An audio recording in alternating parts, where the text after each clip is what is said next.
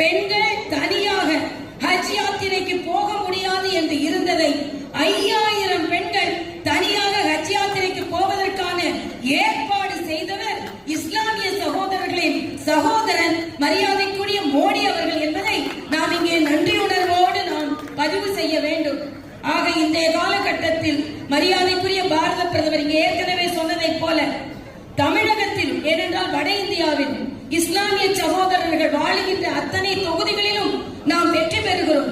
ஆனால் இந்த காலத்தில் இனிமேல் தமிழகத்திலும் இஸ்லாமிய சகோதரர்களும் சிறுபான்மை சகோதரர்களும் வாழுகின்ற இடங்களிலும் தேசிய ஜனநாயக கூட்டணி வெற்றி பெறும் என்பதையும் இங்கே சகோதரன் தம்பி அண்ணாமலை தலைமையில் அத்தனை தலைவர்களும் தனித்தனியாக பெயரை சொன்னதாக நினைத்துக் கொண்டு அத்தனை தலைவர்களும் தேசிய ஜனநாயக கூட்டணி ஆட்சிக்கு வந்த பின்பு தேசிய தமிழக விழாவாக இந்த இஃப்தார் விருந்து இன்னும் சிறப்பாக கொண்டாடப்படும்.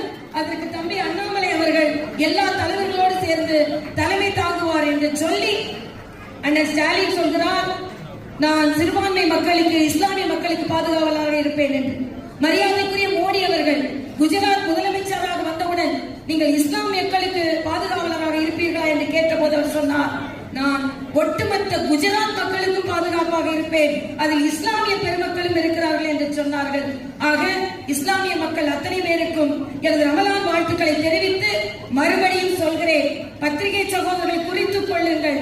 இதே போல வரிசையில் அமர்ந்து கையெழுத்து இட்டு 2026 ஜார்ஜ் கோட்டைக்கு இந்த தலைவர்களின் சகோதரர்களோடு அத்தனை தொண்டர்களின் முன்னாலும் கடுமையாக உழைப்போம்.